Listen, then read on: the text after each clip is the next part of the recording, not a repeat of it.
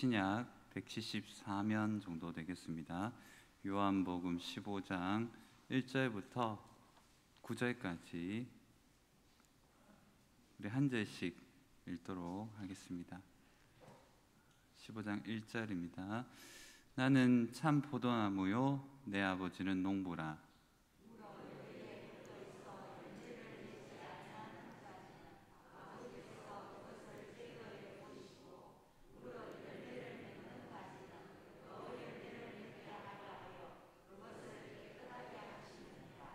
너희는 내가 일러준 말로 이미 깨끗하여졌으니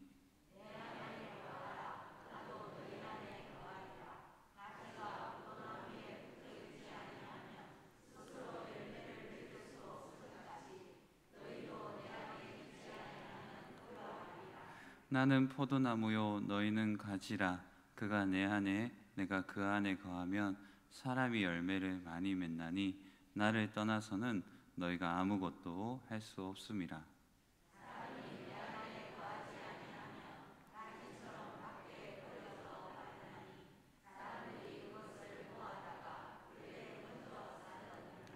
너희가 내 안에 거하고 내 말이 너희 안에 거하면 무엇이든지 원하는 대로 구하라. 그리하면 이루리라.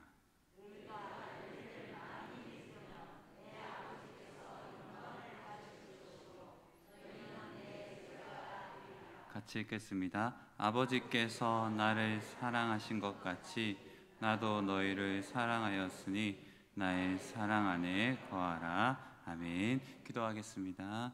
하나님 아버지, 무더운 여름 또 갑자기 찾아온 폭염 가운데서도 우리를 지켜주시고 하나님의 은혜와 사랑 가운데 숨쉬게 하신 것 주의 이름을 찬양하고 감사합니다. 귀하고 하나님이 사랑하시는 남부교회 또 귀한 성도님들이 함께 모여서 주의 말씀을 듣고자 합니다. 하나님 아버지, 말씀이 우리에게 들려지는 은혜가 있게 하여 주시고 개인의 삶과 상황과 여러 가지 기도 제목과 환경이 여러 가지 차이가 많고 우리가 다 알 수 없는 어려움과 깊은 탄식과 또한 기도 제목과 감사의 제목이 있는데 이 모든 것이 말씀 속에서 해석되어지고 하나님의 음성을 듣는 복된 시간 되게 하여 주시옵소서. 예수님의 이름으로 간절히 기도드립니다. 아멘. 오늘도 굉장히 더운 날씨 속에서도 수요일 밤 예배를 나오신 모든 성도님들을 주님의 이름으로 축복합니다. 우리 앞뒤 좌우로 한번 인사하도록 하겠습니다. 건강하십시오. 네. 더위 조심하십시오. 네. 독일의 시인인 이름도 좀 생소한 파울 플레밍이라는 시인이 이런 얘기를 한 적이 있습니다. 우리가 평범함을 예사롭게 지나치지 않을 때 평범한 삶에서 교훈을 얻을 수 있다.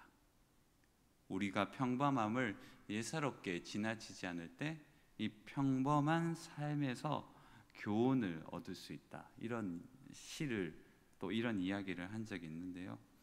당연한 것 같지만 우리의 평범한 일상은 우리의 직관과 통찰을 발견하는 아주 중요한 시간입니다.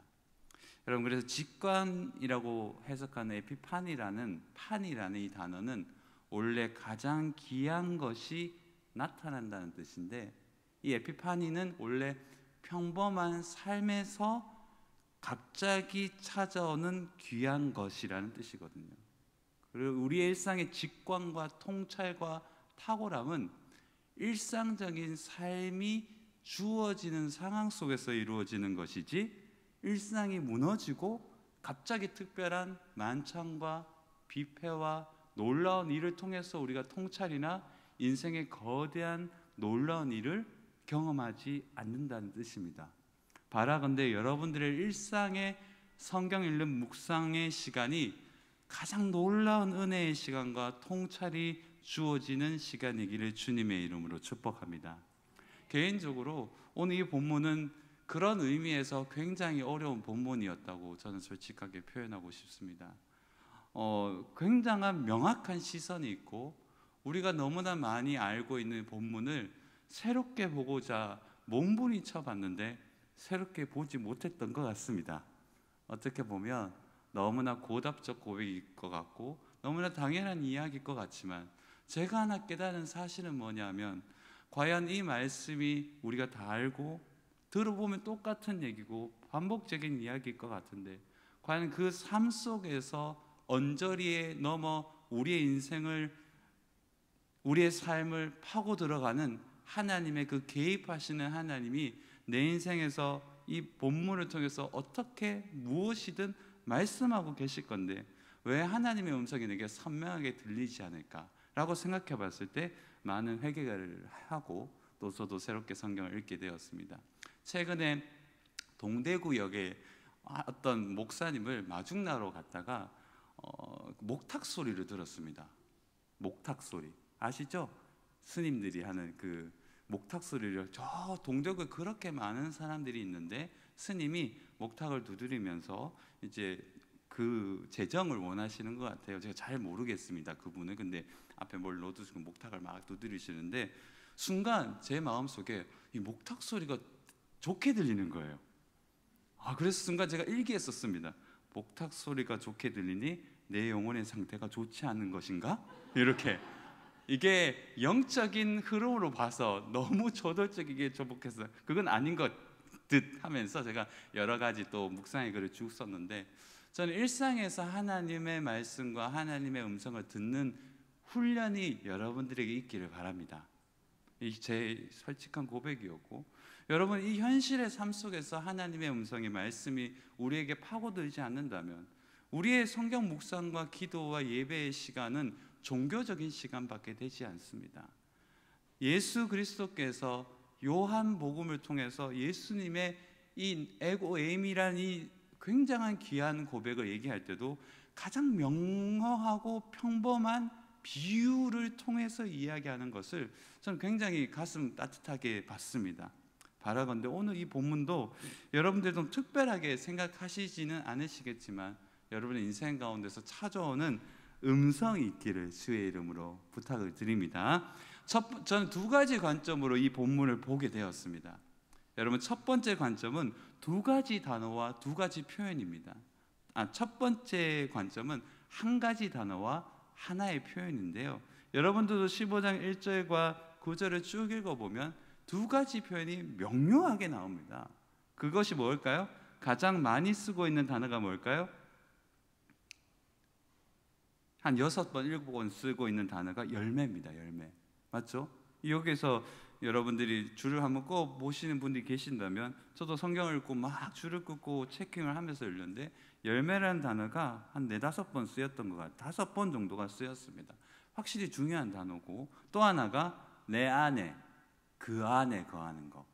그래서 요한 사도는 요한 1서 2서, 이 요한 사도의 표현은 요한 1, 2, 3서에서 이야기하는 표현과 함께 읽으면 굉장히 좋습니다, 사실. 그래서 저는 오늘 신학적 설교보다는 제가 묵상했던 발견한 것을 큰 테두리 안에서 설명드리고 싶습니다. 이 열매와 내 안과 그 안의 관점으로 읽을 때 선명하게 보이는 몇 가지 교훈이 좀 있습니다. 오늘 확실히 이 단어는 분명히 우리에게 많은 것을 표현해주고 있고 확실한 어떤 의미를 말해주고 있습니다. 우선 이 열매가 무엇인지에 대한 우리는 관심을 좀 가질 필요가 있습니다.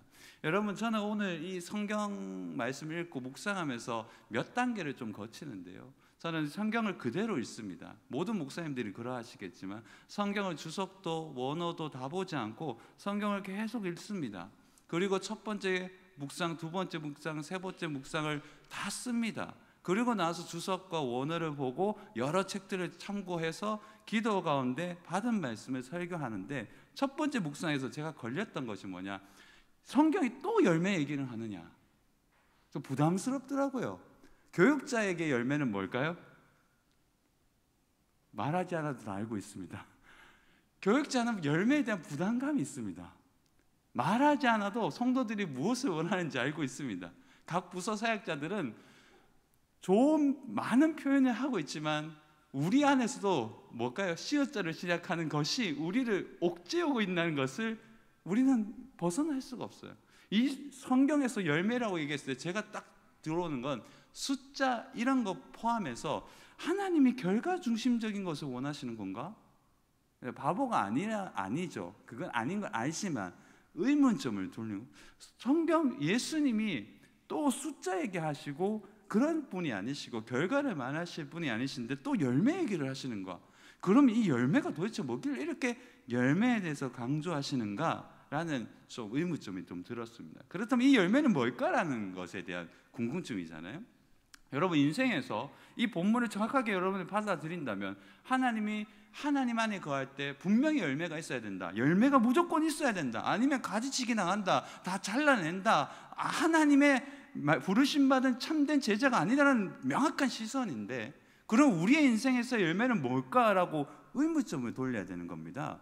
여러분들의 인생을 참된 예수의 제자로 부르심을 받았는데, 여러분 믿거나 말거나 같이 죽자고 부르심을 받았는데, 여러분들의 인생에서 하나님이 명료하게 가지로 붙여 있어서 하나님이 기대하고 바라시는 열매가 있어야 되는 게 명확한데, 과연 여러분들은 여러분들의 인생에서 예수님과 함께 했을 때 내가 이런 열매를 맺고 있고 나는 당신이 기뻐하시는 사랑하시는 누구누구입니다라고 얘기했을 때 여러분들의 열매를 무엇이라고 얘기하겠습니까? 저의 질문이고 여러분들의 질문입니다. 여러분, 이것이 열매가 뭘까요? 본문에서 의거하여 이 열매를 한번 생각해 봤습니다. 이 열매를 추적하기 위해서는 15장 1절을 쑥 들어가야 됩니다. 15장 1절에 제가 한번 읽어드릴까요? 나는 참 포도나무요 내 아버지는 뭐다? 농부라. 여러분, 여기에서 유상섭 교수님이 이건 충격적인 선언이라고 얘기해요. 저도 그 말에 공감을 합니다. 참 포도나무라는 의미는 굉장한 충격적인 이야기입니다. 왜냐하면 여러분들이 너무나 잘 알듯이 구약의 주님의 백성들은 포도나무라고 비유를 합니다. 시편 80편을 나중에 읽어보십시오. 나중에 읽어보시면 됩니다. 이 포도나무는 이스라엘 백성을 상징해요. 하나님의 사랑하시는 극상품의 포도를 열매 맺기 위해서, 좋은 포도나무를 원하시고 열매 맺기 위해서 삼은, 선택한 참된 포도나무가 누구냐? 구약의 백성이었어요. 하나님의 백성. 문제는 여기에서 하나님이 모든 구약에 다 자기들이 포도나무라고 생각했던 그 정체성을 박살을 내고 내가 참 포도나무다 라고 얘기하는 겁니다. 이 참이라는 헬라어 단어가 진짜, 진정한, 변함이 없는, 신실한, 이런 뜻이거든요. 여러분, 여기에서 이 본문을 딱 읽었을 때 우리는 별 충격이 없습니다. 근데 이 구약에 살았던 유대인들이 내가 참 포도나무야 할 때 유대인과 제사장과 배운 사람들은 충격을 받았을 거라는 건 분명합니다. 왜냐? 우리가 포도나무인데 내가 참 포도나무야. 그러면 참 포도나무는 반대로 그 포도나무는 뭐다? 가짜 포도나무야가 되는 거잖아요. 그러니까 우리가 생각하는 것보다 그 당시에 이 설교를 들었던, 메시지를 했던 제자들이나 수많은 사람들은, 그리고 읽었던 많은 사람들은 아마도 충격을 받았을 겁니다. 물론 이 본문은 많은 사람들이 들은 본문은 아니겠지만 상황적으로는 여튼 엄청난 충격적인 이야기인 거죠. 나는 참 포도나무, 진짜 포도나무. 즉 이스라엘은 무슨 포도나무다? 실패한 포도나무라는 겁니다. 여기서 우리가 기억해야 될 것은 뭐냐? 이스라엘은 하나님이 선택한 백성이 맞습니다. 그러나 이스라엘은 하나님의 백성이었지만 완벽하지도 않았고 온전하지도 않았고 실패한 포도나무가 맞습니다. 그러나 그 실패가 하나님의 실패는 아닙니다. 우리의 인생에 열매가 없더라도 그것이 여러분들의 인생의 실패를 말하지 않습니다. 우리 인생의 실패와 성공과 열매는 우리의 실패와 성공에 연연하지 않습니다. 이 이스라엘은 실패했습니다. 그렇다면 이스라엘을 선택한 하나님이 실패한 걸까요? 아니죠. 이스라엘은 실패했지만 하나님은 실패하지 않습니다. 할렐루야. 여러분, 우리의 인생에 실패는 있을 수 있습니다. 우리의 인생의 비범함은 떨어질 수 있습니다. 우리의 삶은 곤두박질 서서 진흙탕에 힘 뒤섞일 수 있고 난잡한 삶의 환경을 통해서 우리의 정결과 아름다움은 저 밑바닥에 있고, 우리의 삶은 그저 현실에서 전쟁 같은 인생을 살아서 멍 때리는 인생으로 그저 종교인으로 전락할 수도 있습니다. 그러나 오늘 뒤에 나오겠지만 하나님의 은혜로 예수와 더불어 참된 포도나무 안에 가지로 붙어있는 주님의 백성들은 절대 실패하지 않습니다. 여러분들의 인생은 아직 실패도 성공도 논할 시간이 아닙니다. 하나님은 실패하지 않으셨죠. 좋은 포도나무를 심었습니다. 극상품을 기다렸어요. 선지서를 읽어보십시오. 그럼 극상품을 기다렸는데 열매는커녕 들포도나무가 되어서 쓸모없는 존재가 되어서 선지자들은 그 포도나무인 이스라엘을 비난하고 선지자적인 메시지로 인생을 통찰하죠.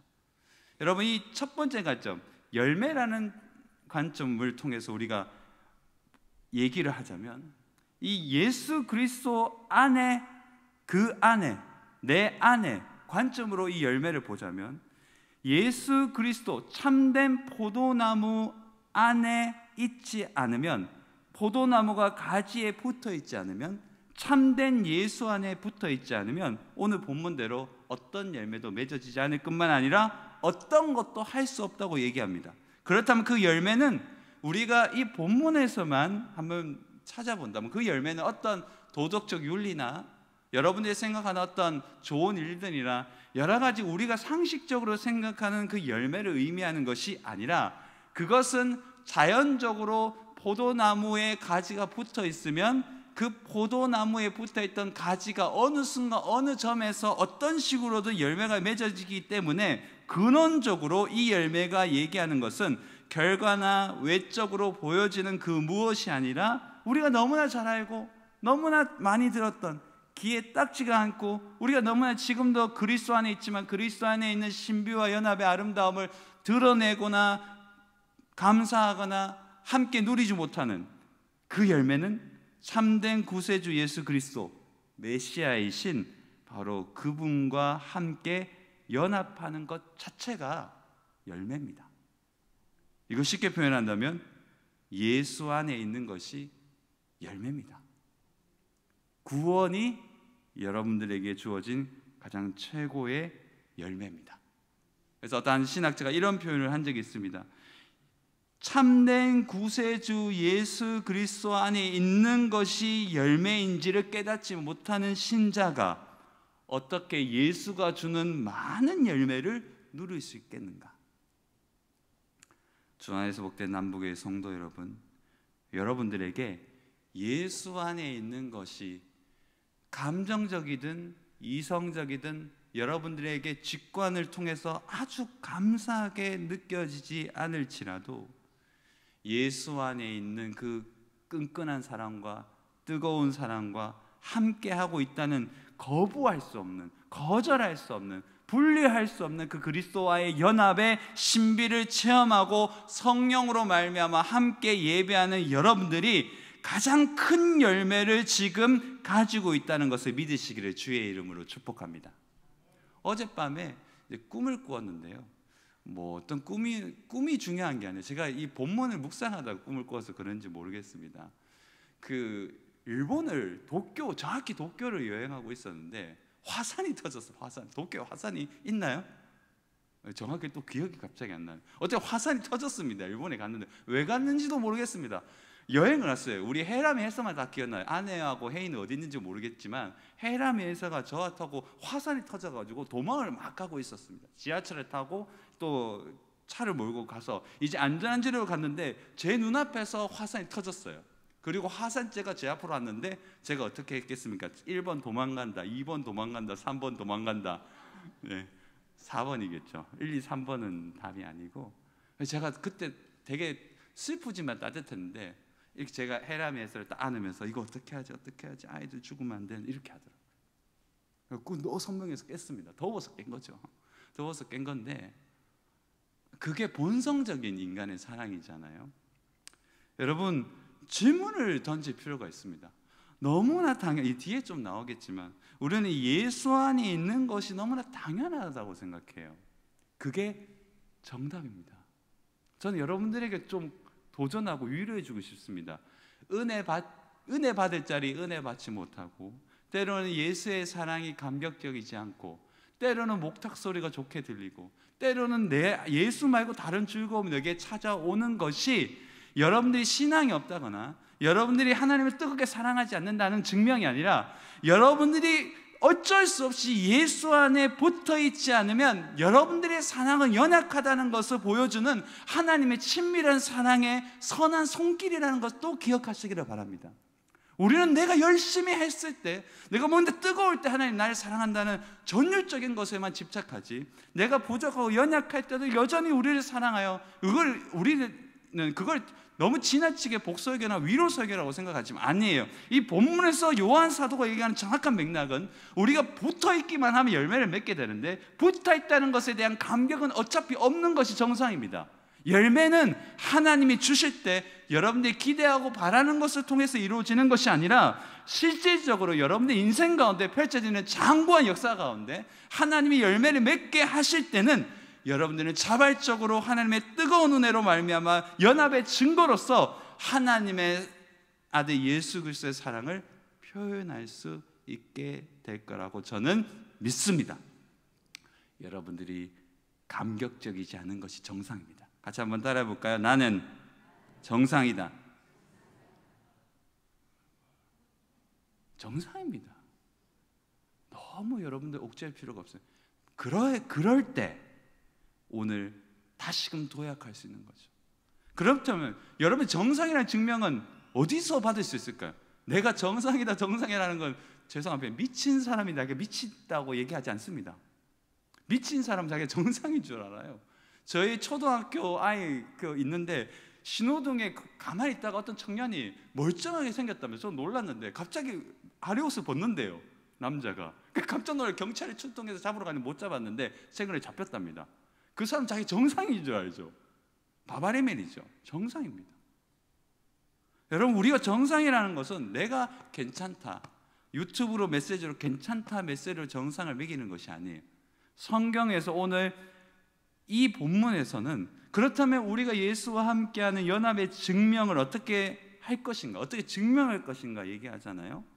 첫 번째, 저는 사실 오늘 본문을 왜 꿈미가 9절까지 끊었는지 모르겠지만 10절까지 끊는 것이 뒤에 카슨의 고백대로 맞다고 생각합니다. 카슨은 10절까지를 봐야 된다 생각하는데 저도 그렇게 생각합니다. 9절을 보면 연합의 증명은 뭐냐? 너희가 붙어있기만 하면 열매를 맺는데, 그 열매의 증거는 뭐냐? 네가 붙어있다는 증명을 해야 될 거 아니냐 할 때 9절 10절이 이렇게 합니다. 제가 한번 읽어드리겠습니다. 아버지께서 나를 사랑하신 것 같이 나도 너희를 사랑하였으니 무엇 안에 거하라? 나의 사랑 안에 거하라.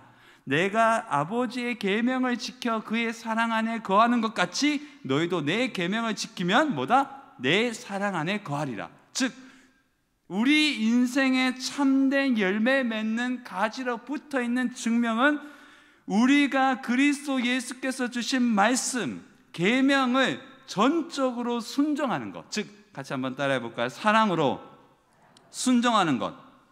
전적인 순종입니다. 여러분들이 하나님의 은혜로 말미암아 열매 맺는 하나님의 사람으로서의 증명은 여러분들이 어떤 자아자찬적인 신앙이나 그런 것이 아니라 현재적으로 여러분들이 예수를 사랑하고 그 하나님의 말씀에 순종하면서 지속적으로 순종하느냐 안 하느냐. 그래서 우리 시대에 가장 쉽지 않은 것이 뭘까요? 순종입니다. 가장 쉽지 않은 것이 뭘까요? 그냥 따라가는 겁니다.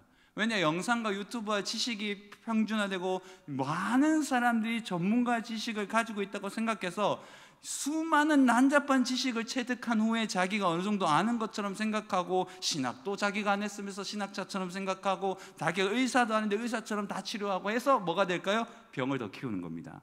여러분들이 잘 아는 것처럼 애플의 스티브 잡스는 자기가 자기의 병을 고치고자 하다가 일찍 죽어버렸잖아요. 우리의 삶의 모든 방향성은 다 할 수가 없는 건데요. 우리는 가장 중요한 핵심적인 원리를 너무나 쉽게 얘기하기 때문에 우리는 거기에 대해서 좀 너무나 당연하게 생각하지만 순종은 쉽다 어렵다? 어렵습니다. 그래서 첫 번째 관점에서 열매와 그 안에로 읽을 때 가장 좋은 선명한 진리는, 정리하자면 첫 번째 관점을 읽을 때는 예수 그리스도 안에 있는 것, 그리고 그 안에서 그분의 말씀에 전적으로 순종하며 복종함으로, 어떠한 신학자의 표현이 좋아서 이걸 가지고 왔는데 저는 이걸 좋다고 생각합니다. 같이 한번 따라해 볼까요? 하나님이 보여주시는 언약적 의.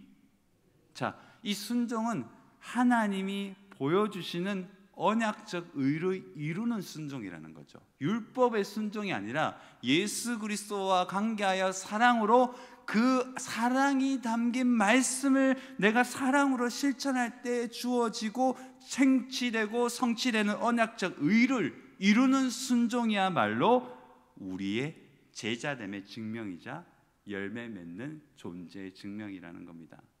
여러분, 오늘 시간 관계상 제가 뭐 다 주석을 열거하지 않겠지만 여러분 1장 2절에 보면 열매 맺지 아니하는 가지는 아버지께서 그것을 제거해 버리신다고 하잖아요. 사실 제거해 버린다는 뜻은 왜 제거? 그리고 2절에 보면 열매 맺는 그것을 깨끗하게 한다. 이 제거라는 단어 자체는 사실은 잘라버린다는 뜻이에요. 가지치기라는 뜻이에요.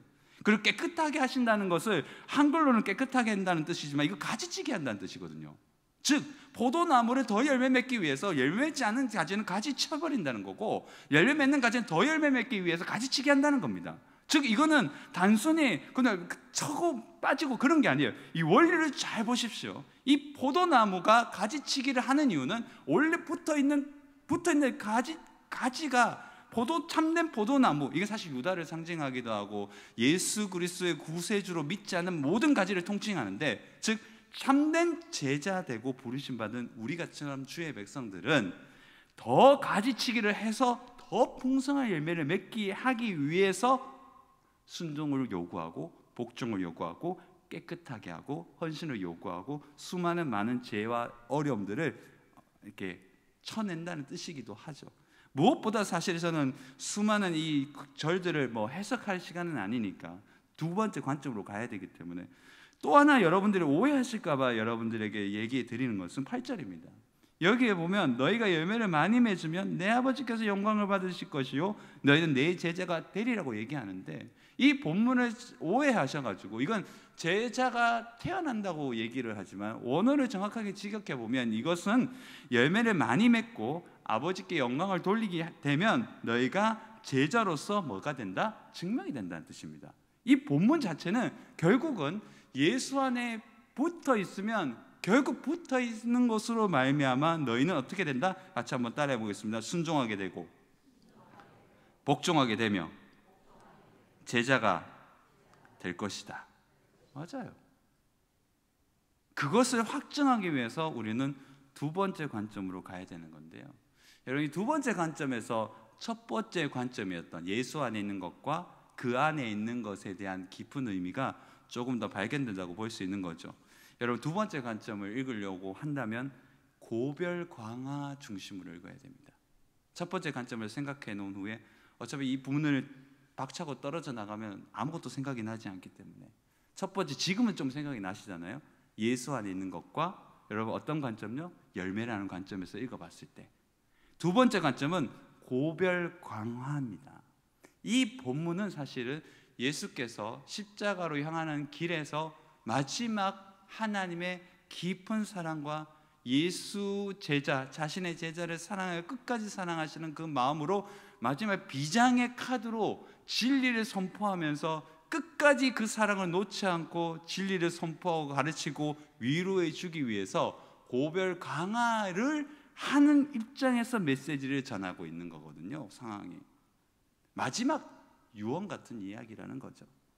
여러분, 앞에 있는 관점을 바탕으로 이 길로 가면 왜 복종과 순종이 제자됨의 원리인 줄 알게 됩니다.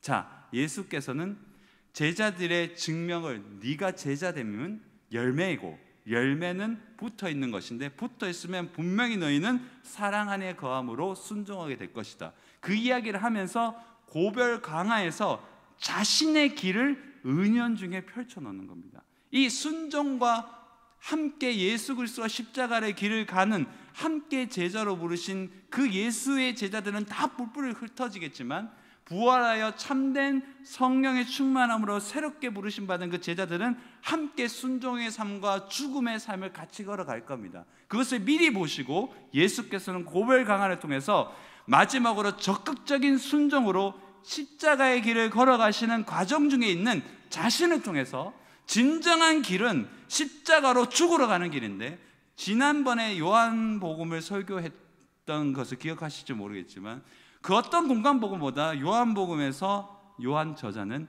예수님을 적극적으로 십자가를 죽으시기 위해서 적극적인 순종을 하시는 분이시거든요. 이 고별 강화에서 예수님은 자신은 참된 포도나무이기 때문에, 나는 진짜 포도나무이기 때문에 진정한 순종의 길을 적극적으로 간다고 표현하고 있는 겁니다.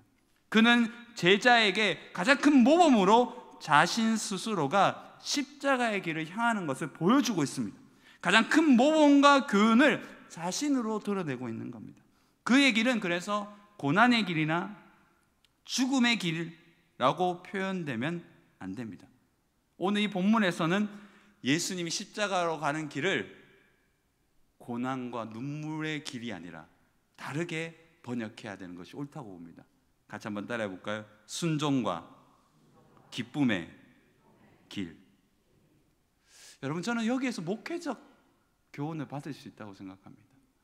우리는 예수와 함께 거하는 것, 그리고 예수와 더불어 죽으러 가는 삶, 희생과 좌절과 고통과 어려움과 자기 희생과 자기 고통을 쓸어 안으면서 열매가 있는 듯 없는 듯 세상의 모든 현대적인 외피에서 주어지는 열매 없음에 대한 고통, 누군가 나를 판단할 때 평범하다 못해 비범하지도 않고 평범하지 않은 평범 이하로 떨어지는 내 삶의 자초된 인생 가운데서 나는 신앙인인지 아닌지도 펼쳐지지 못하는 인생 가운데서도 우리가 우리 스스로를 좌절시키고 고통스러워할지라도 예수 안에 붙어있고 예수께서 부르신 하나님의 사람이라면, 그가 그 하나님의 사람으로서 그 삶의 상황 속에서 견디고 인내하고 여전히 분투하면서 하나님을 놓지 않고 예수 안에 순종하고자 몸부림치는 그리스도인이 있다면, 그는 여전히 헌신과 기쁨의 길로 가고 있는 제자라는 위로를 받을 자격이 있다고 믿습니다.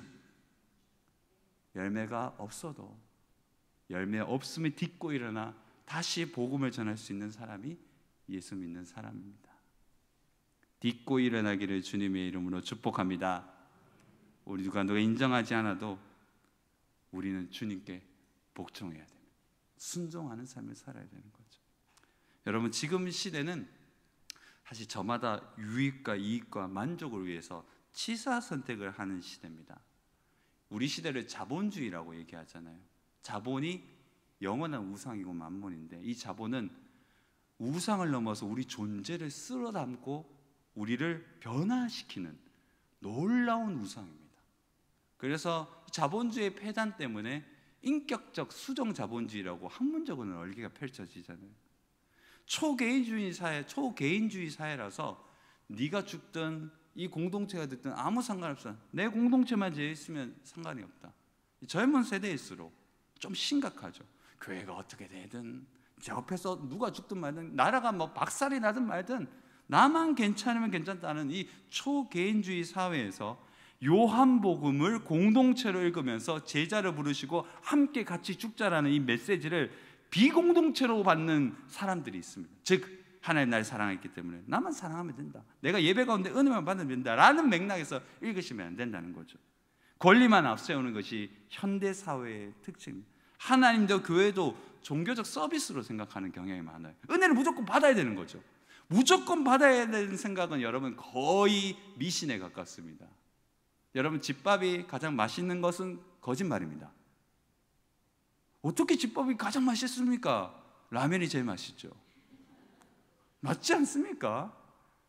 제가 죄송한 표현이지만 우리 옆에 있는 김밥집, 유명한 김밥집 있잖아요. 춘사. 제가 어느 순간 좀 요즘도 가끔 먹지만 오늘 깜짝 놀랐어요. 그 맛의 비법이 뭘까? 소금을 막 미원은 김밥에 막 한 주먹씩 막 때려 넣으시더라고요. 깜짝 놀라가지고 저거 먹으니까 물이 많이 쓰이지. 집밥은 맛있는 게 아니라 건강한 겁니다. 우리 교회는 건강한 교회입니다. 우리 교회는 하나님의 은혜가 있는 교회입니다. 근데 그것과 은혜와 건강을 우리는 너무 매일 은혜를 받아야 되는 생각하니까 막 뒤로 넘어지는 거죠. 예배도 하나님의 은혜로 서비스로 느끼는 불편한 진실 앞에 우리는 놓여져 있습니다. 이 고별 강화에 예수는 불편한 진실을 얘기하는 분이 아닙니다. 불편한 진실을 얘기하는 분이죠. 진짜 너희는 내가 떠날 거다. 다 두려워하잖아요. 무슨 말을 하시는지 예수 이해도 안 되고, 내가 이제는 너희 나 못 본다 하니까 깜짝 놀라가지고 왜 그러신지 예수님 갑자기 봉창 두드리는 소리를 하시는 거 아닌가 이런 생각이 드는 거죠. 근데 14장부터 17장까지를 한번 읽어보십시오. 여러분, 어떤 볼프라는 되게 유명한 볼프 신학자죠. 그분이 그런 얘기를 한 적이 있습니다. 진리에 복종하려는 의지가 없다면 진리에 대한 의지는 유지될 수 없다. 진리에 복종하고자 하지 않는 마음이 없으면 진리는 우리 안에서 유지될 수가 없어요. 자, 이제 결론으로 도달하고자 합니다. 여러분, 순종은 인간의 힘으로는 어렵고 복종은 불가능한 겁니다.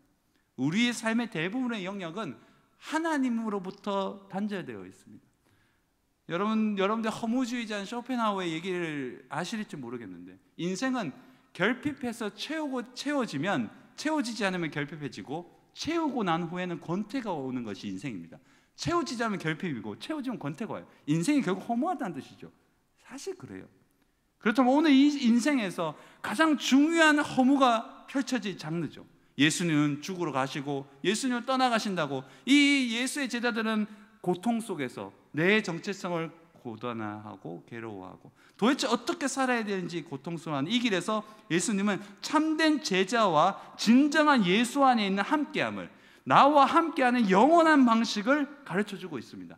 마지막 유언처럼 너희가 제자됨을 증명하고 너희가 나 안에 있다는 것을 영원토록 확증하며 진정한 순종의 십자가의 길을 걸어가기 위해서 고별 마지막으로 얘기하는 그 예수님의 말씀의 비장함을 가지고 읽는다면 14장과 15장, 16장 전체를 읽어야 되는데 그 답은 의외로 간단합니다. 여러분들에게 문제입니다. 딱 두 단어예요. 여러분, 영원토록 예수가 떠나시는데 내가 떠난다.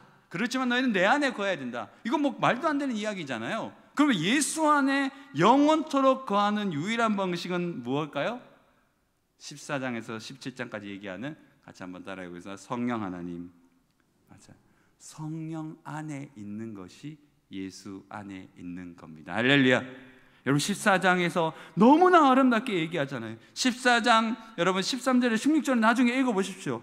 너희가 내 이름을 무엇이 구하는지 똑같은 얘기입니다. 내가 행하리니 이는 아버지로 하여금 아들로 말미암아 영광을 받으시게 하려 함이라. 내 이름으로 무엇이든지 내게 구하면 내가 행하리라. 너희가 나를 사랑하면 나의 계명을 지키리라. 16절 내가 아버지께 구하였으니 그가 또 다른 보혜사를 너희에게 주사 영원토록 뭐한다? 너희와 함께 있게 하리니. 예수와 함께하는 방식은, 나는 참 포도나무 어떻게 함께 할까요? 새로 참된 영원토록 계셨던 보혜사 성령 하나님과 더불어 함께할 때 우리는 풍성한 영원한 교제를 하나님과 함께 누릴 수 있는 겁니다. 이 14장부터 17장까지 전체를 읽어보시면 바로 성령 하나님의 임재하심의 얘기가 너무나 넘쳐나는 거죠. 주 안에서 복된 남북의 성도 여러분, 예수가 부재하시게 될 겁니다. 우리의 인생에서도 마찬가지입니다. 우리의 삶에서도, 우리의 인생에서도 자초되어서 절벽 앞에 있을 때 것처럼 느껴지는 순간이 있습니다. 하나님의 사랑도 떨어지고 함께 한다는 그 마음도 떨어지고 아무것도 보여지지 않을 때, 어떻게 보면 제자들의 상황이 그래요. 근데 예수님이 이렇게 얘기하시는 거죠. 기쁨을 얘기하는 거죠. 16장에 뒤에 나오면 나는 기뻐. 해산의 수고로 주어지는 기쁨이 너에게 주어질 것이다. 그 기쁨은 누가 주는 것일까요? 성령 안에서 그를 모시고 살아가는 삶을 살아가는 우리입니다. 성령 안에서 그를 모시고 살아가는 우리. 여러분, 성령 하나님 안에서 우리는 예수와 영원히 동행할 수 있습니다. 너무나 쉬운 이야기죠. 근데 조나단 에드워즈가 얘기한 대로 성령을 주시는 것, 이것이야말로 본질적인 의미에서 하나님의 사랑이에요. 성령을 주신 것이 여러분들의 하나님의 사랑의 확증입니다. 그 이상 그 이하가 없습니다. 어떤 열매도 기대하지 마시고 새롭게 창조하시는 성령, 진리를 아는 것과 진리 안에 거하는 것을 함께 통합하여 새 창조를 이루시는 성령. 시간이 없어서 짧게 끝냈지만, 설교는 길게 했지만, 제가 준비한 원고는 한 장 반을 못했지만, 여러분, 새 창조의 영, 여러분들의 진리를 아는 것과 거하게 하는 것을 통합해서 여러분들을 성령 안에 거하게 하시는 그분을 초대해서 여러분들의 인생을 아름답게 만드시는 여러분들이 되시기를 주의 이름으로 축복합니다. 하나님 아버지, 나는 참 포도나무요 가지라고 얘기하는 예수의 음성이 우리에게 들립니다. 우리의 1차원적인 신앙을 회개하고 열매가 없어도 어떤 것도 없어도 하나님 안에 있다는 것만으로 만족하고 기쁨으로 감사함으로 살아갈 수 있도록 도와주시고 함께하여 주시옵소서. 예수님의 이름으로 기도드립니다. 아멘. 광고를